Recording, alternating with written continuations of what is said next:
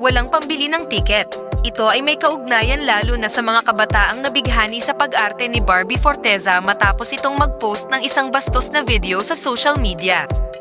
Sa video, makikitang hinahalikan ni Barbie si Rain Matienzo, isang kapwa kapuso artist, at vice versa.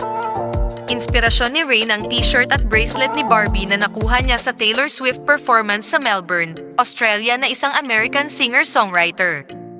Malakas pa rin ang pagpunta ng The Eras Tour ni Taylor at bahagi ng karanasan ng mga tagahanga ay ang opisyal na memorabilia na ibinebenta sa mga site ng kaganapan. Hindi kasing sikat ni Barbie ang Swiftie ayon sa mga admirers ni Taylor at madalas niyang gamitin ang kanyang Instagram account para mag-publish ng mga mensahe at larawan niya sa social media. Bilang isang malaking fan, hindi napigilan ni Barbie ang kanyang emosyon sa buong concert ng kanyang idol, kaya nalagpasan siya ng emosyon nang makita ang regalo ni Rain.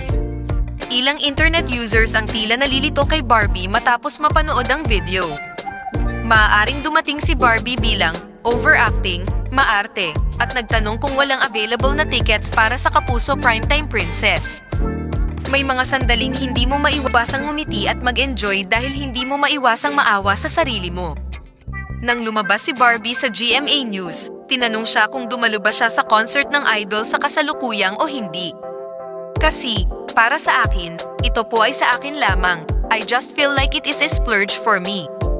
Sabi ko sa sarili ko, if magpe-perform siya dito sa Pilipinas, I will definitely watch it, sagot ni Barbie. Kabilang sa mga presyo ng tiket ang iba't ibang paraan ng transportasyon tulad ng air travel, hotel, land transportation, at interior travel. Dagdag pa, mayroon ding iba pang mga pagpipilian para sa pagdalo sa musika. Hindi na kasing sikat ang Pilipinas tulad ng dati noong The Eras Tour, subalit marami pa ring mga Pinoy admirers ni Taylor ang sumusunod sa kanya.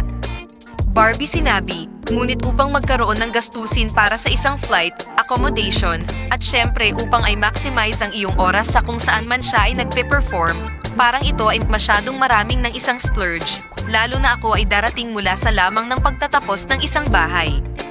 So, parang kung para lang sa ganyan, mas gusto ko pang gastusin para sa ibang bagay. Feeling ko naman magpe-perform siya ulit soon, Barbie said.